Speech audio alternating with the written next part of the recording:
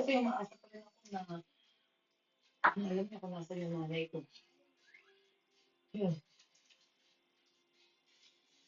Gusto mo yun. Gusto naman tayo tumambay sa lumang bahay. Pwede tayo mag-abang doon. 24/7. Walang tigalan. Okay mo.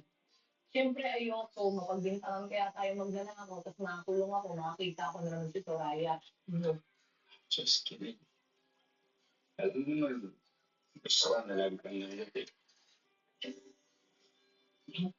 Pagtaka ng bulot ko eh. Hindi pa rin seryoso ha. Maraming salamat kasi nandiyan ka palagi para mamalin ako. Wow.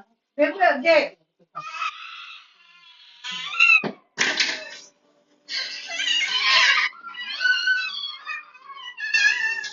Pumanda na kayo. Obligasyon, obligasyon. I give you, I give you. Nakuha kita.